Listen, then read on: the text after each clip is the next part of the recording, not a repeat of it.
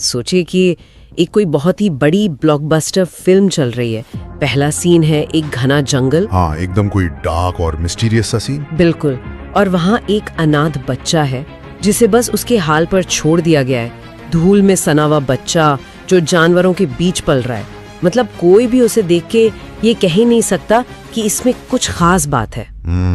लेकिन असली कहानी तो वहीं से शुरू होती है ना। हाँ, पलटती है, और क्या भयानक तरीके से पलटती है। वही बच्चा आगे चलकर पूरे भारतीय उपमहाद्वीप का सबसे शक्तिशाली सम्राट बनता है। एक ऐसा विशाल साम्राज्य खड़ा करता है जिसकी सीमाएं सीधा ईरान तक छूती हैं। और ये कोई छोटी बात नहीं है। प्राचीन इतिहास की सबसे महान वापसी या कहें सबसे बड़ा कमबैक है ये। एकदम सही कहा। एक ऐसा बच्चा जो धूल से उठकर पूरी दुनिया का नक्शा बदल देता है। तो आज की इस गहन चर्चा में हम इसी मास्टर क्लास को डिकोड करने वाले हैं। और इसके लिए हमारे पास कई सारे दिलचस्प स्रोत हैं, जैसे ग्रीक इतिहासकार स्ट्रैबो और जस्टिन की किताबें हैं। और जैन और बौद्ध ग्रंथ भी तो हैं। साथ ही मुद्रा राक्षस जैसा प्राचीन नाटक भी है। बिल्कुल।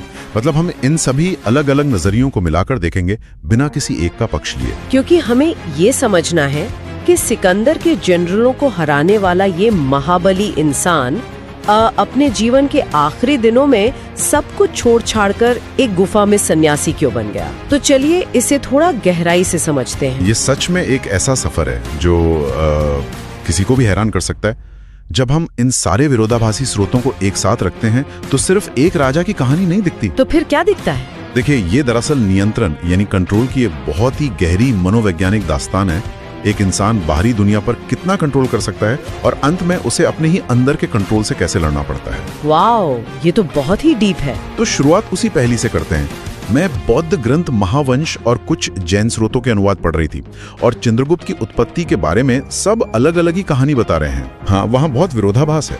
मतलब जैन ग्रंथ कहते हैं कि उनकी माँ को उन्हें मजबूरी में छोड़ना पड़ा था, और बौद्ध ग्रंथ बताते हैं कि उनके पिता की हत्या हो गई थी और एक शिकारी ने उन्हें पाला था।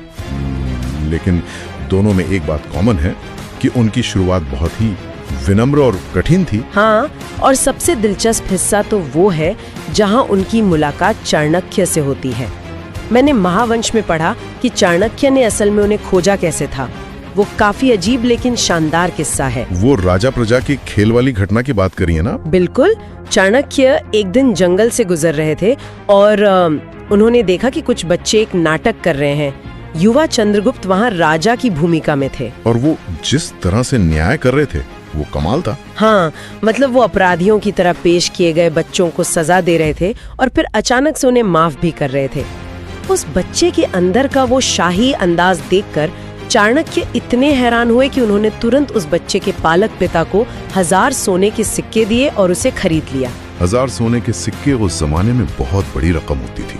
मेरे दिमाग में तो ये बिल्कुल ऐसा सीन बनाता है जैसे कोई दिग्गज स्पोर्ट्स स्काउट किसी छोटे से गांव की धूल भरी गलियों में एक ऐसा खिलाड़ी खोज ले जो आगे चलकर उसे वर्ल्ड कप जिताने वाला। ये स्पोर्ट्स स्काउट वाली उपमा काफी अच्छी है, लेकिन देखिए यहाँ सबसे हैरान करने वाली बात यह है कि इसके पीछे की राजनीति किसी भी खेल से कहीं ज्यादा खतरनाक थी। मतलब वो सिर्फ एक शिक्षक और छात्र का रिश्ता नहीं था। एकदम नहीं।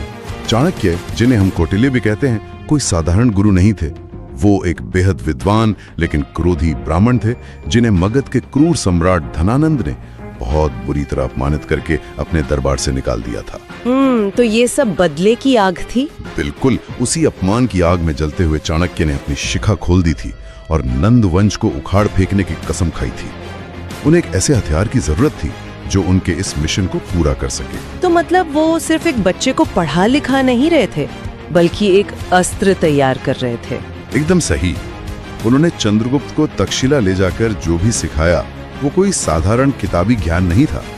उन्होंने उसे युद्ध, कूटनीति और राजनीति के वो क्रूर नियम सिखाए जो सत्ता पाने के लिए जरूरी होते हैं। एक तरह से उनके दिमाग को प्रोग्राम कर दिया था। हाँ, ताकि वो भावनाओं से ऊपर उठकर एक मशीन की तरफ फैसले ले सकें। लेकिन सबसे मजेदार बात तो ये है कि इतनी तगड़ी ट्रेनिंग के बाद भी उनकी पहली रणनीति पूरी तरह से फ्लॉप हो गई थी। वो एक बहुत बड़ा ब्लंडर था उनका। मतलब मैंने जो नोट्स पढ़े हैं उसके हिसाब से जैसे ही उन्होंने अपनी पहली सेना तैयार की, उन्होंने बिना कुछ सोचे सीधा नंद साम्राज्य की राजधानी पाटलिपुत्र पर ही हमला कर दिया। और नतीजा ये हुआ कि उन्हें बुरी तरह हार का सामना करना पड़ा। हाँ, और जान बचाकर वेश बदलकर वहाँ से भागना पड़ा। देखिए, इतिहास हमें यहाँ एक बहुत गहरा रणनीतिक सबक देता है।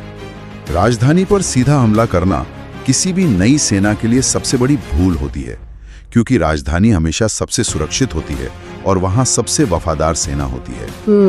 और इसी भागदौड़ के दौरान जैन और बौद्ध ग्रंथों में एक बहुत ही फेमस कहानी आती है जिसने उन दोनों की आंखें खोल दी। वो गरम दलिया या गरम रोटी वाली कहानी। हाँ, वो बहुत ही क्लासिक कहानी है। जब वो लोग भेष बदल के छुपते हुए भाग रहे थे तो उन्होंने एक माँ को अपने बच्चे को डांटते हुए सुना। बच्चे ने गरम दलिया के बिल्कुल बीच में उंगली डाल दी थी और उसका हाथ जल गया था। और माँ ने जो कहा वो सीधा चाणक्य और चंद्रगुप्त को चुभ गया। हाँ, माँ ने कहा कि तुम भी चंद्रगुप्त की तरह मूर्ख हो जो किनारों से शुरू करने के बजाय सीधे बीच में हमला कर रहा है। मतलब मैं हमेशा सोचती हूँ कि क्या ये सच में एक संयोग था? क्या लगता है आपको? मुझे लगता है कि ये कहानी ये दिखाती है कि आम जनता भी समझ रही थी कि उनकी रणनीति कितनी बेवकूफी भरी थी।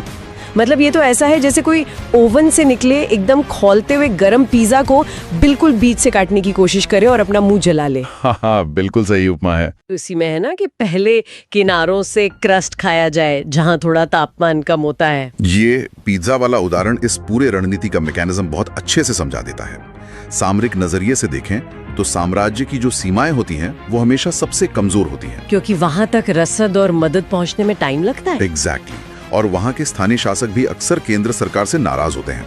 तो जब आप किनारों पर हमला करते हैं तो आप छोटे दुश्मनों को आसानी से हरा देते हैं। और उनकी सेना को अपनी सेना में मिला लेते हैं। हाँ, और जैसे जैसे आप केंद्र की तरफ बढ़ते हैं आपकी सेना बड़ी होती जाती है। और उन्होंने अपनी गलती से सीखा भी। दूसरी बार उन्होंने गरम पिज्जा के किनारों से ही शुरुआत की। मुद्रा राक्षस के मुताबिक उन्होंने सीमाओं पर स्थित राजा पर्वतक के साथ गठबंधन किया और फिर एक एक करके सारे प्रांत जीत लिए। पर अंत में उन्होंने राजधानी पाटलिपुत्र को घेर लिया। नंद सम्राट को हार माननी पड़ी और वो अनाथ बच्चा अब सम्राट चंद्रगुप्त मौर्य बन गया। मतलब प्राचीन इतिहास का सबसे बड़ा कमबैक पूरा हुआ। पर अगर हम इसे थोड़े व्यापक संदर्भ में देखें तो यहीं से कंट्रोल का वो दूसरा और सबसे डरावना चरण शुरू होता है। डरावना कैसे? देखिए, सत्ता पाना एक बात है, लेकिन उसे बचाए रखने का जो मनोवैज्ञानिक बोझ होता है ना, वो एक इंसान को अंदर से खोखला कर देता है। चाणक्य को पता था कि नंद वंश का पतन धोखे से ही हुआ है। तो जो चीज धोखे से छीनी गई है वो वापस भी तो छीनी जा सकती है। बिल्कुल। और इसी डर ने एक भयानक सतर्कता को जन्म दिया, एक ऐसा पैरानोया जो रोंगटे खड़े कर दे। ऐतिहासिक विवरण बताते हैं कि चंद्रगुप्त हर रात अपना बेडरूम बदलते थे। वाह, हर रात? हाँ, ताकि किसी भी हत्यारे को पता ही ना हो कि राजा किस कमरे में सो रहा है। उनके आसपास हमेशा महिला अंगरक्षकों का घेरा होता था। और सबसे अजीब बात, चाणक्य उनके खाने में रोज थोड़ा थोड़ा जहर मिलाते थे। ताकि वो जहर के प्रति इम्यून हो जाएं, राइट? हाँ, इसे साइंस में मिथ्रिडाइटिज्म कहते हैं। शरीर को जहर का आदी बनाया जाता है। लेकिन इस बहुत ज्यादा सुरक्षा चाहने का एक बेहद दुखद परिणाम भी हुआ था। ओह, आप महारानी दुर्धरा की उस दर्दनाक कहानी की बात कर रहे हैं? हाँ, एक दिन अनजाने में गर्भवती महारानी ने राजा का वो जहरीला खाना खा लिया। जहर इतनी तेजी से फैला कि चाणक्य समझ गए कि रानी को तो नहीं बचाया जा सकता। लेकिन वारिस को बचाना जरूरी था। तो जैन ग्रंथों के अनुसार उन्होंने बिना कुछ सोचे महारानी का पेट चीरकर उस 7 महीने के बच्चे को बाहर निकाल लिया।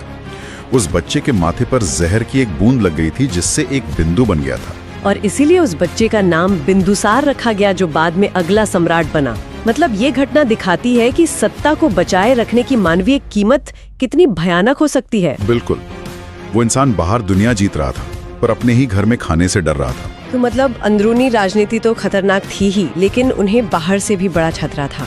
और यहाँ कहानी असल में एक ग्लोबल स्केल पर चली जाती है। हाँ, 305 से 303 ईसा पूर्व के आसपास की बात है। सिकंदर के पूर्व सेनापति और सेल्यूसिड साम्राज्य के शासक सेल्यूकस प्रथम निकेटर ने भारत पर चढ़ाई कर दी। उसका टारगेट उन सभी भारतीय इलाकों को वापस पाना था जिन्हें सिकंदर ने जीता था। और सेल्यूकस कोई मामूली सेनापति नहीं था। सिकंदर की मौत के बाद जनरलों के बीच जो खूनी जंग हुई थी वो उसका एक प्रमुख विजेता था, एक बहुत ही अनुभवी और कठोर सेनापति। यहाँ कहानी वाकई बहुत दिलचस्प हो जाती है, क्योंकि उसे लगा होगा कि भारत अभी भी छोटे छोटे टुकड़ों में बटा हुआ है, पर अब उसका सामना एक विशाल भारतीय साम्राज्य की संगठित सेना से था। ये पूर्व और पश्चिम की सबसे बड़ी ताकतों का सीधा महामुकाबला था। लेकिन एक बात बताइए, ग्रीक स्रोत जैसे स्ट्रैबो या जस्टिन इस युद्ध के बारे में बहुत ज्यादा डिटेल्स क्यों नहीं देते? उनकी ये खामोशी ही सबसे बड़ा सबूत है। कोई भी पश्चिमी इतिहासकार सेल्यूकस को विजेता नहीं बताता। युद्ध के बाद जो ऐतिहासिक सिंधु की संधि हुई, उससे साफ पता चलता है कि सेल्यूकस को समझ आ गया था कि चंद्रगुप्त की सेना अजेय है। मैंने उस संधि के बारे में विस्तार से पढ़ा है और इसके 3 मुख्य पहलू मुझे हमेशा उलझा देते हैं। कौन से 3? पहला तो ये कि सेल्यूकस ने अपने पूर्वी प्रांत यानी आज का पूरा अफगानिस्तान, गांधार, बलूचिस्तान, ये सब चंद्रगुप्त को सौंप दिया। बहुत बड़ा भूभाग था वो। दूसरा, दोनों के बीच एक राजनीतिक विवाह गठबंधन हुआ जिसे एपिगैमिया कहते हैं। और तीसरा, चंद्रगुप्त ने सेल्यूकस को 500 भारतीय युद्धक हाथी उपहार में दिए। हाँ, ये 500 हाथियों वाला पॉइंट बहुत क्रिटिकल है। लेकिन मेरा सवाल ये है कि क्या सिर्फ 500 हाथियों के बदले इतना बड़ा भूभाग दे देना सेल्यूकस के लिए घाटे का सौदा नहीं था? कोई इतना बड़ा इलाका जानवरों के लिए क्यों छोड़ देगा? आज के हिसाब से ये अजीब लगता है, लेकिन हमें उस दौर की जियोपॉलिटिक्स समझनी होगी।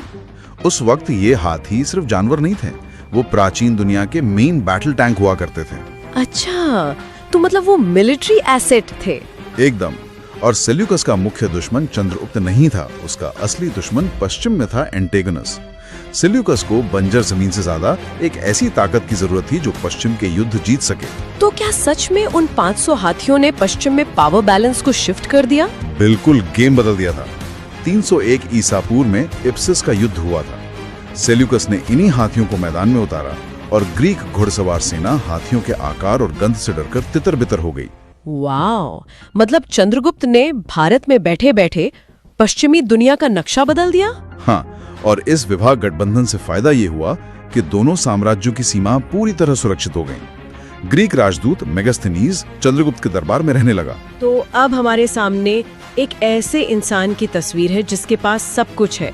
वो एक निर्विवादी सम्राट है, प्रशासन शानदार है, विदेशी ताकतों से कूटनीति भी सेट है, साम्राज्य अपने चरम शिखर पर है। और यहीं से कहानी अपना सबसे चौंकाने वाला मोड़ लेती है। सच में एक ऐसा मोड़ जिसकी कोई कल्पना भी नहीं कर सकता। 12वीं सदी के हेमचंद्र के ग्रंथों और श्रवण बेलगोला के शिलालेखों के अनुसार महान जैन भिक्षु भद्रबाहु ने एक भविष्यवाणी की। 12 साल के भयंकर अकाल की भविष्यवाणी। हाँ, एक ऐसा संकट जिसे कोई सेना या राजा नहीं रोक सकता। तो इन सब के बाद वो सम्राट करता क्या है? वो सब कुछ छोड़ देता है, अपना पूरा साम्राज्य अपने बेटे बिंदुसार को सौंप देता है। हिंसा और युद्ध से विरक्त होकर वो एक सन्यासी बन जाते हैं। तो इस सब का असल में क्या मतलब है? एक आदमी जिसने इतनी बड़ी सेना खड़ी की, विदेशियों को खदेड़ा, वो अचानक सब कुछ छोड़कर जैन भिक्षु बन जाता है और जंगलों में चला जाता है। यहाँ स्रोतों हैं एक बहुत दिलचस्प विरोधाभास देखने को मिलता है। ग्रीक इतिहासकार चंद्रगुप्त को एक ऐसा क्रूर राजा बताते हैं जो जानवरों की बलि देता था। और वहीं जैन कथाएं उन्हें एक आध्यात्मिक यात्रा पर निकले इंसान के रूप में दिखाती हैं। बिल्कुल, हम निष्पक्ष रूप से देखें तो ये विरोधाभास ही उन्हें रहस्यमयी बनाता है। शायद इंसान का जीवन कोई सीधी रेखा नहीं है। जो जवानी में सत्ता के लिए क्रूर हो सकता है, वो बुढ़ापे में आध्यात्मिक शांति खोज सकता है। और उस शांति के लिए उन्होंने जो किया वो रोंगटे खड़े कर देता है।